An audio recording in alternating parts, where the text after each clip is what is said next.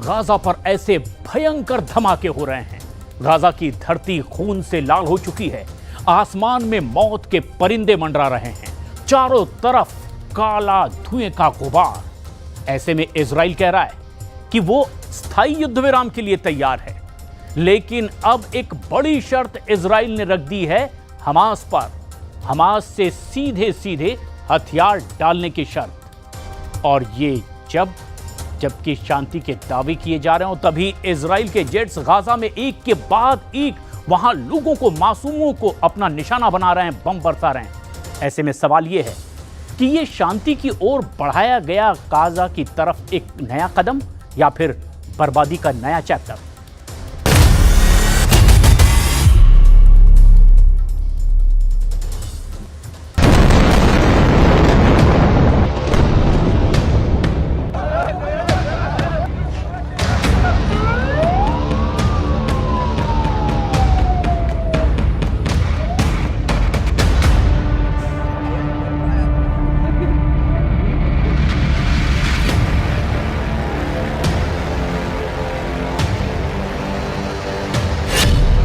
Netanyahu का शांति का पैगाम या शुरू होगा नया घमासान।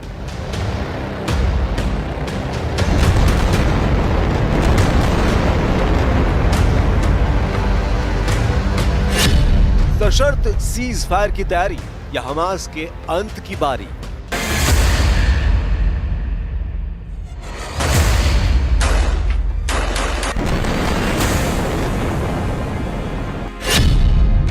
इजराइल ने गाजा में शुरू कर दिया है ऑपरेशन पीस।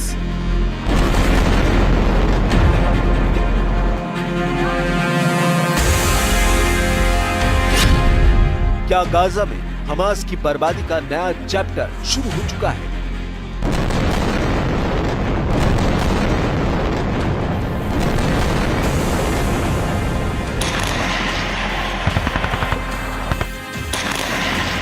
दुनिया की नजरें इस वक्त गाजा में इजराइल के एक्शन पर टिकी हैं, क्योंकि लगातार इजराइल की आसमानी स्ट्राइक के बीच बेंजामिन नेतन्याहू ने सीज फायर के उस प्रस्ताव का जिक्र कर दिया है जिसका इंतजार इस वक्त दुनिया के कई देशों को है। यह प्रस्ताव है स्थायी सीज फायर का। लेकिन खबर है कि इस स्थायी सीज फायर के लिए इजराइल के प्रधानमंत्री बेंजामिन नेतन्याहू ने एक बेहद कड़ी शर्त रख दी है। इस शर्त के मुताबिक हमास को पहले हथियार डालने होंगे और गाजा पर अपना कंट्रोल छोड़ना होगा। यानी नेतन्याहू ने भले ही अपनी तरफ से सीज फायर की पहल की है, लेकिन इस पहल में एक बड़ा दांव छिपा है। उस दांव को समझने के लिए पहले नेतन्याहू का वो पूरा बयान सुन लेते हैं जिसमें उन्होंने स्थायी तौर पर युद्ध विराम की बात कही है। President Trump and I have a common goal. We want to achieve the release of our hostages. We want to end Hamas rule in Gaza. We want to make sure that Gaza does not pose a threat to Israel anymore. In pursuing this common goal, we have a common strategy. Not only do we have a common strategy, we have common tactics. This doesn't involve pressure, doesn't involve coercion, it involves full coordination. President Trump wants a deal, but not at any price. I want a deal, but not at any price. Israel has security requirements and other requirements, and we're working together to try to achieve it. Benjamin Netanyahu का ये बयान इसलिए भी बेहद अहम है क्योंकि उन्होंने ये संदेश वॉशिंगटन से वीडियो के जरिए दिया है। साथ ही वीडियो में इस बात की चेतावनी भी जारी की है। The President and I believe in a doctrine called peace through strength. First comes strength, then comes the peace. Our resolute action, the resolute decision of President Trump to act with us against those who seek to destroy Israel and threaten the peace of the world has made a remarkable change in the Middle East. We have still to finish the job in Gaza, release all our hostages, eliminate and destroy Hamas's military and governance capabilities, because Gaza must have a different future for our sake, for everyone's sake. And no country will settle for less. We certainly will not.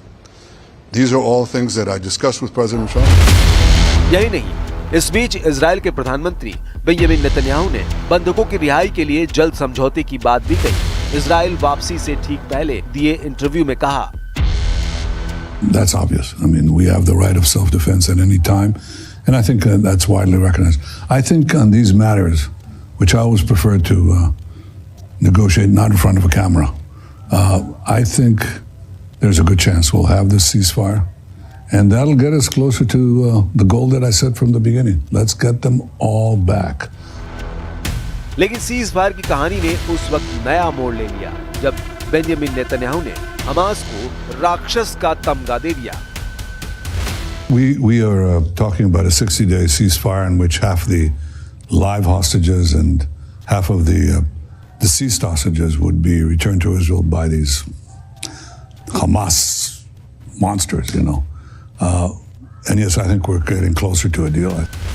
यानी शांति के प्रस्ताव के बीच Israel न सिर्फ Hamas को इन हालात का जिम्मेदार बता रहा है, बल्कि हमास को राक्षस बताकर उसके जड़ से सफाई की प्लानिंग भी कर रहा है।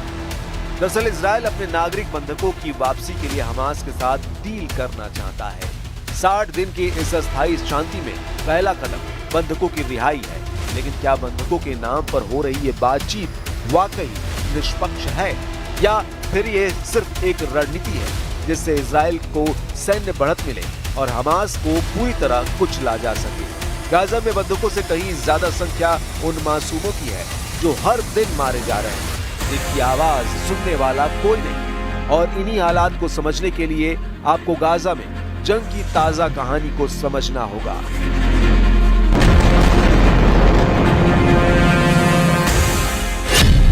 इजराइल के हमलों में फिर कांप उठा गाजा।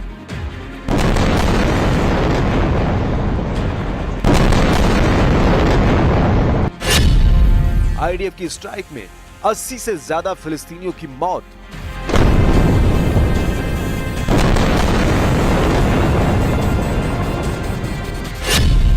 दस मासूम बच्चों का काल बना आईडीएफ का हमला।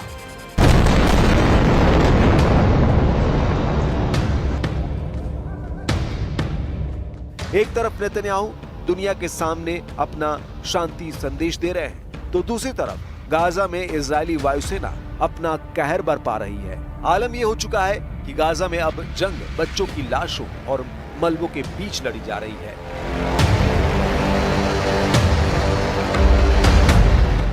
बीते 24 घंटे में इजरायली हमलों में 82 से ज्यादा फिलिस्तीनी मारे गए। मरने वालों में 10 बच्चे शामिल हैं।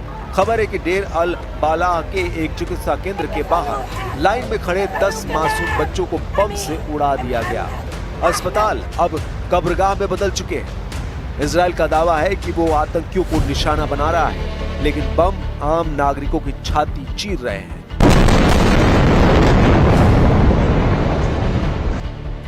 आसमान से बरसती मौतें गाजा की सड़कों पर बिखरी। लोग पूछ रहे हैं, ये कौन सी जंग है जहां मासूमों का नरसंहार हो रहा है। ذنبهم يعني هذول الأطفال يعني لا أكل ولا شرب ولا جوع ولا يعني جوع معهم ولا في إشي يعني متوفر لهم الأطفال. قلت ما يرفعوا حالهم ويلعبوا يعني مش حرام هذول ضحايا. إيش ذنبهم الأطفال؟ إيش ذنب أمهم كمان ربطهم وعبت عينهم. إيش ذنبهم؟ هذول أطفال أبرياء. وين يا عالم؟ وين العالم يقف معنا إحنا وين؟ इजराइल के सैन्य अभियान को कई वैश्विक विश्लेषक नरसंहार कह रहे हैं। अस्पताल, स्कूल, राहत केंद्र कुछ भी सुरक्षित नहीं है। बमबारी में मरने वालों में 40% से ज्यादा महिलाएं और बच्चे हैं। इजराइल का कहना है कि वो आतंकियों को मार रहा है, लेकिन आंकड़े कहते हैं कि शिकार आम लोग हो रहे हैं।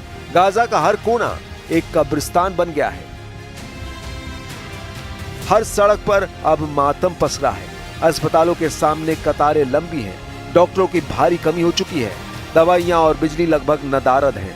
जिनके घर थे वे अब टेंट में हैं, और जिनके पास टेंट नहीं वे खुले आसमान तले जीने को मजबूर हैं। संयुक्त राष्ट्र कह रहा है कि 90% गाजा की आबादी अपने घरों से उजड़ चुकी है। 5 लाख से ज्यादा लोग भुखमरी के कगार पर हैं। बच्चों में कुपोषण की दर 146% तक बढ़ गई है। इस वक्त गाजा में आम लोगों के दर्द की कहानी ये है जिसे शब्दों में बयां करना मुश्किल है। कब्रिस्तान जहां जिंदगी का आखिरी पड़ाव होता है, वहीं से गाजा में जिंदगी की एक नई शुरुआत हो रही है। फर्क सिर्फ इतना है कि ये शुरुआत मौत से भी ज्यादा खामोश, डरावनी और असहाय है। सोचिए, जहां सब कुछ तबाह हो चुका है, वहां अब गाजा के लोग कब्रों के बीच जी रहे हैं। कहीं एक माँ ने अपने बच्चों के लिए कब्र की मिट्टी पर चादर बिछाई है, कहीं कोई बूढ़ा अपने बेटे की कब्र से सटा सोया है, क्योंकि अब उसके पास कोई और ठिकाना नहीं बचा। बमबारी ने घर छीने, भूख ने शिविरों की जगह भी छीन ली। अब इंसान उस जमीन को ठिकाना बना रहा है जो कभी अपनों के लिए आखिरी नींद का बिस्तर थी। कब्रिस्तान में न तो छत है न दीवारें, बस यादें हैं और खौफ है। रात को आसमान से गिरते धमाके और दिन में जलते सूरज की तपिश, दोनों से कोई राहत नहीं। लेकिन सवाल यह है कि आखिर ये लोग यहाँ क्यों हैं? क्योंकि स्कूलों पर बम गिर चुके हैं, अस्पतालों में जगह नहीं, शरणार्थी शिविरों में घुटन है और बाकी जगहों पर मौत मंडरा रही है। ऐसे में कब्रिस्तान ही एकमात्र सुरक्षित जगह बची है। विडंबना देखिए, जिंदगी अब उसी जगह से उम्मीद बांध रही है जहां मौत की कहानियां दफन है। एक छोटी बच्ची जो अपने पिता की कब्र पर रोज सोती है, कहती है, यहाँ अब्बू का साया तो है, बाहर कुछ नहीं बचा।